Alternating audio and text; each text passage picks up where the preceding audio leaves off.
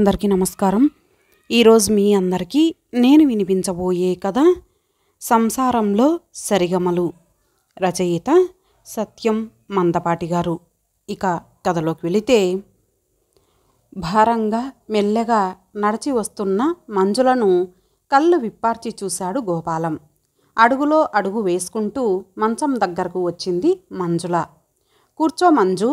తన ప్రక్కనే మంచం మీద చోటు చూపించాడు గోపాలం. మీ ఒంట్లో ఆరోగ్యంగా ఉంటున్నదా? ప్రశ్నించింది మంజుల భర్త ప్రక్కనే మంచం మీద కూర్చుంటూ. నా ఆరోగ్యానికేం నిక్షేపంలా ఉంది. నీ ఒంట్లో కులాసాగా ఉంటున్నదా? ఆమె ముంగురులు నిమురుతూ ఆప్యాయంగా అడిగాడు గోపాలం. ఆమె తల ఊపింది. నిన్ను చూసి 2 నెలలయ్యిందేమో. ఇప్పుడు నీకు 9వ నెల కదూ? అడిగాడు గోపాలం ఆమె కళ్ళల్లోకి చూస్తూ. అవును, 1 వారం రోజులలో డెలివరీ అవుతుందని చెప్పింది డాక్టరు. తల వంచుకొని చెప్పింది మంజుల. ఈసారి ఎవరని చెప్పిందంట? కూతురా కొడుకా? మూతి విచిత్రంగా ముడిచి ముసిముసి నవ్వులు నవ్వుతుంది మంజుల. గోపాలానికి ఆ పోజ్ అంటే మహా ఇష్టం. తన చూపుడు వేలితో ఆమె చుబుకాన్ని పైకెత్తి ఆమె కాటుక కళ్ళ మీద సున్నితంగా ముద్దు పెట్టుకున్నాడు.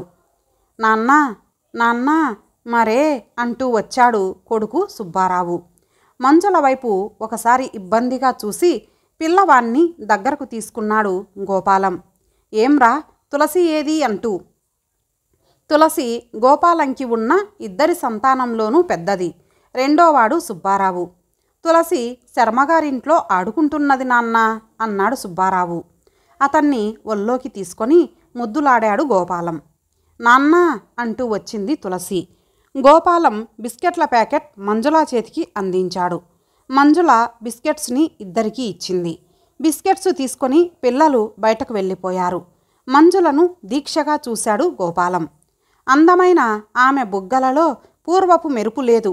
చక్కటి ఆమె నయనాల క్రింద నల్లని వలయాలు ఏర్పడ్డాయి. ఆమెలో పెళ్ళైన కొత్తలో ఉన్న చలాకీతనం అస్సల్లేదు. దానికి బదులు ఎక్కడిదో గంభీరత్వం వచ్చి పడింది. మంజు, నాకిదేం నచ్చలేదు అన్నాడు గోపాలం ఉన్నట్టుండి. ఏది అడిగిందామె ఉలిక్కి పడుతూ. అదే, ముందిది చెప్పు. నీకిప్పుడు ఎన్నేళ్ళు? ఇంకా ముసలిదాన్ని కాలేదులేండి. అయినా శ్రీవారికి అదేం అనుమానం?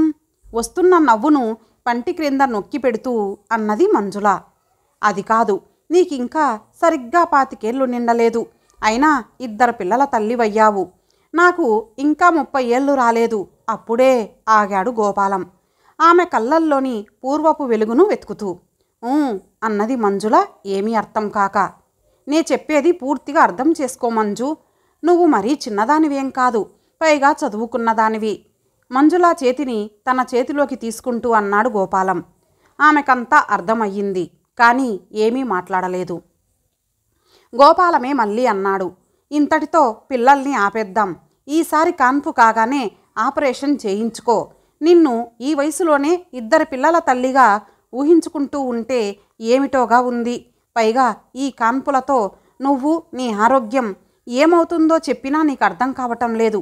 ఇంతటితో ఫుల్ స్టాప్ పెట్టేద్దాం. 3 పిల్లలు చాలు లాలింపుగా అన్నాడు గోపాలం. నాన్న అమ్మ అసలేమాత్రం ఒప్పుకోవటం లేదు. వాళ్ళకి ఇదో మహాపరాధంలా, ఘోరమైన పాపంలా కనబడుతున్నది. మొన్న నేను ఇదే మాట అమ్మతో అన్నానని ఆవిడ కళ్ళనీళ్లు పెట్టుకుంది. ఒక్క క్షణం ఆగి తనే అడిగింది మంజుల. అత్తగారు మామగారు ఏమంటున్నారు అని. ఏమంటారు? నేను ఆ ఊరికి వెళ్ళినప్పుడల్లా ఇదే ప్రసంగం వచ్చేది. ఈసారికి వద్దులేరా, వచ్చేసరికి చూద్దాంలే అంటాడు నాన్న. అమ్మేమో ఇదంతా మన వినాశనానికే వచ్చిందంటుంది. మనం ముందు 1 పిల్లాడితో ఆపేద్దామనుకున్నాం. మా నాన్న బలవంతం మీద 2 అనుకున్నాం. తర్వాత మీ వాళ్ళు అల్లరి చేస్తే ఇప్పుడు 3. ఇంతటితో ఆపకపోతే లాభం లేదు మంజు. మన ఆరోగ్యం సంగతి ఎలా ఉన్నా ఈ కాల పరిస్థితులను బట్టి 3 పిల్లలను పెంచి పెద్ద చేయటం సామాన్యమైన విషయం కాదు. నా మాట విను. డెలివరీ అవగానే ఆపరేషన్ చేయించుకో. ఏమీ ప్రమాదముండదు. ఆమె చేతిని మృదువుగా నొక్కుతూ అన్నాడు గోపాలం. నాకు అన్నీ తెలుసు. కానీ ఏం చేయమంటారు చెప్పండి? ఎవరికి ఈ విషయం నచ్చలేదు. అమ్మ, నాన్న, అత్తగారు, మామగారు అందరూ కారాలు మిరియాలు నూరుతున్నారు. తన అసహాయతను వెలిబుచ్చింది మంజుల. మంజు, వాళ్ళు ఇప్పుడు ఎన్నన్నా పిల్లల్ని పోషించవలసింది మనం. తర్వాత ఏమనుకొని ప్రయోజనం లేదు. బాగా ఆలోచించు. మామగారిని వరండాలో చూసి బయటకు వచ్చాడు గోపాలం. ఏమోయ్, ఎప్పుడు రావటం? అడిగారు మామగారు. ఒక అరగంట అయ్యిందండి. నాకు సెలవు దొరకలేదు. సాయంత్రానికి వెళ్ళిపోవాలి. మీ అమ్మా నాన్న దగ్గర నుంచి ఉత్తరాలు వస్తున్నాయా? అన్నాడు గోపాలం తల ఆడిస్తూ. భోజనాలు చేయటం అయిపోయాక పిచ్చాపాటి మాట్లాడుతున్నప్పుడు అన్నాడు గోపాలం. ఈసారి కాన్పు రాగానే మంజులకు ఆపరేషన్ చేయిస్తే బాగుంటుందని నా అభిప్రాయం. ఎందుకోయ్, 3 పిల్లలకే ఏమంత మించిపోయిందని? అయినా డబ్బులు సంపాదించుకుంటున్నావు. ఏమోయ్, ఏదో అడుక్కు తినే వాళ్లకు కానీ ఫ్యామిలీ ప్లానింగు లేదు మామగారు. నేను గట్టిగా నిశ్చయించుకున్నాను. ఇక ఇంతటితో పిల్లలక్కర్లేదని సూటిగా అన్నాడు గోపాలం. ఆయన ఒక్క నిమిషం ఏమీ మాట్లాడలేదు. అసలు విషయం చెబుతున్నాను వినవోయ్ గోపాలం. పుట్టిన పిల్లను చంపితే ఎంత పాపమో, పుట్టబోయే పిల్లల్ని చంపినా అంతే పాపం. ఘోర నరకం ప్రాప్తిస్తుంది. వాడికి పుట్టగతులుండవు. ఏ శాస్త్రమూ దీనికి ఒప్పుకోదు. పిల్లలు భగవంతుని స్వరూపాలోయ్. అటువంటి వారిని చేజేతులా నాశనం చేస్తామా? అది చాలా తప్పు. నువ్వింకా కుర్రవాడివి. ఇంకోసారి సరిగ్గా ఆలోచించు. అది కాదండి, నాకు వచ్చే జీతంతో ఇంతమందితో సనిగాడు గోపాలం. ఏమిటోయ్ నువ్వు మరీను?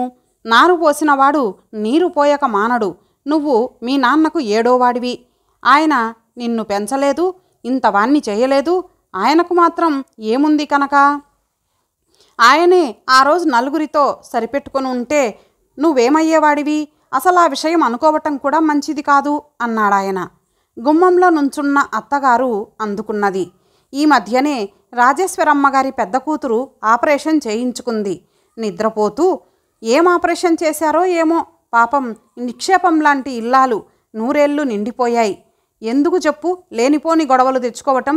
సుభద్రమ్మగారి 3వ కూతురికి అంతే. చాలే ఊరుకో చిన్నగా కసిరాడు గోపాలం మామగారు. గోపాలం ఆలోచనలో పడ్డాడు. ముద్దమందారంలా ఉండే మంజుల కాన్పులతో నీరసించిన మంజుల అతని మస్తిష్కంలో మెదలసాగారు. ఏవో 1-2 ఆపరేషన్స్ ఫెయిల్ అయితే అన్నీ ఫెయిల్ అవుతాయా? ఏమో, ఆపరేషన్ చేయిస్తే మంజుల తనకి దక్కుతుందా? ఒక్క క్షణం భయమేసింది గోపాలానికి. మొన్న మీ అమ్మా నాన్న ఇక్కడికి వచ్చినప్పుడు కూడా ఈ విషయం మీద చర్చ జరిగిందోయ్ గోపాలం. వాళ్ళకి ఏమాత్రం ఇష్టం లేదు. ఇంతమంది ఇష్టానికి వ్యతిరేకంగా నడుచుకోవటం భవ్యం కాదు. అంతేగాక కుటుంబ నియంత్రణాన్ని ఏ మతము శాస్త్రము హర్షించదు. సరిగ్గా ఆలోచించుకో. తొందరపడితే తర్వాత విచారించవలసి వస్తుంది అన్నాడాయన. గోపాలానికి ఏం చేయాలో ఏమనాలో అర్థం కాలేదు. గదిలోకి వచ్చాడు గోపాలం. కూతురు తులసి మాత్రం మంచం మీద పడుకొని నిద్రపోతూ ఉంది. నిద్రలో అమాయకంగా తనలో తనే నవ్వుకుంటున్నది. మెరుస్తున్న పచ్చటి బుగ్గల్లోని పసిడి అందం, పసితనం తనని వెక్కిరిస్తున్నట్టు ఫీల్ అయ్యాడు గోపాలం. కూతురు ప్రక్కనే పడుకొని ఆమె మీద చేయి వేసి ఆలోచించసాగాడు. కొంతసేపైన తర్వాత వచ్చింది మంజుల. ఆమె నడకలో తనకు కావలసిన కొత్త పెళ్లి కూతురి హొయలు కనిపించలేదు. ఎందుకు కనిపిస్తుంది? కసిగా అనుకున్నాడు గోపాలం. ఏమిటి, కూతురి మీద ఒక్కసారిగా ఇంత ప్రేమ వచ్చేసింది? కావలించుకొని పడుకున్నారు అన్నది మంజుల నవ్వుతూ. గోపాలం ముఖం నల్లబడింది. నేను ఫ్యామిలీ ప్లానింగ్ చేద్దామన్నానని నాకు పిల్లల మీద ప్రేమ లేదనుకున్నావా మంజు? పరిస్థితుల దృష్ట్యా మాట్లాడానే కానీ పిల్లల మీద ప్రేమ లేక కాదు అన్నాడు గోపాలం. మంజుల కళ్ళల్లో నీళ్లు తిరిగినాయి. ఛ, అదేమీ లేదండి. నేనేదో సరదా కన్నాను. మీ మనసు నాకు తెలీదు. మిమ్మల్ని నొప్పించాలని నేను అనలేదు. నొచ్చుకున్నది మంజుల. గోపాలానికి తెలుసు ఆమెది ఎంత సున్నిత హృదయమో. ఆమెను దగ్గరకు తీసుకున్నాడు. మంజు, నేనొక మాట అడుగుతాను, చెబుతావా? ఆమె అతని కళ్ళల్లోకి చూసింది. మనం పిల్లల్ని ఇంతటితో ఆపేయటం నీకిష్టమేనా? సూటిగా అడిగాడు గోపాలం. మీ ఇష్టమే నా ఇష్టం అన్నది ముద్దరాలు ముద్దగా. కాదు, నీ అభిప్రాయం చెప్పు. ఒకసారి భర్తను చూసి తలదించుకుంది. పిల్లలు కావాలని ఏ తల్లి కోరుకోదు? అయినా 10 మంది పిల్లల్ని కనిపెంచే తాహతు లేక 10 మంది ఆకలో అని ఆవురావురుమంటుంటే ఏ మాతృమూర్తి సహిస్తుంది? మన సంసారం ఇప్పుడు ఏ రకంగా నడుస్తున్నదో నాకు తెలుసు. అందుకే నాకేమీ అభ్యంతరం కనిపించటం లేదు. కానీ నాన్నకి, అమ్మకి, అత్తగారికి, మామగారికి అసలు మన వాళ్ళెవరికీ ఇష్టం లేదు. అందర్నీ కాదని నెమ్మదిగా అన్నది మంజుల. అదే నేను ఆలోచిస్తున్నాను అన్నాడు గోపాలం.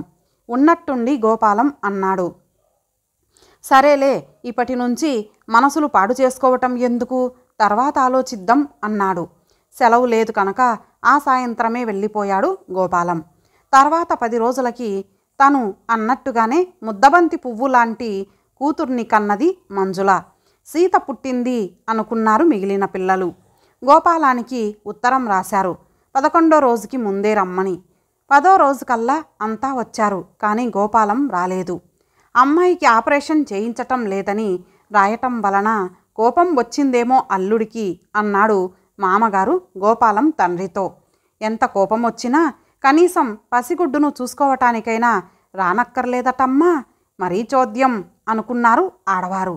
11వ రోజుకి కూడా గోపాలం రాలేదు. ఉత్తరం వచ్చింది, బారసాల 21న చేయమని. అప్పుడు తను వస్తానని రాశాడు. గుడ్డిలో మెల్ల అనుకున్నారు బంధువులు. 20వ రోజున సాయంత్రానికి వచ్చాడు గోపాలం. అందరి పరామర్శల్ని అందుకున్నాడు. తన కూతుర్ని చూసి మురిసిపోయాడు. బారసాల జరిగిపోయింది. ఆ రోజు రాత్రి మంజుల అడిగింది, అంతా వద్దన్నారే అనుకోండి, మీరంత కోపం తెచ్చుకోవాలా? ఎంత భయపడి చచ్చాననుకున్నారు? అసలు మీరు రారేమో అనుకున్నారు అందరూ కూడా.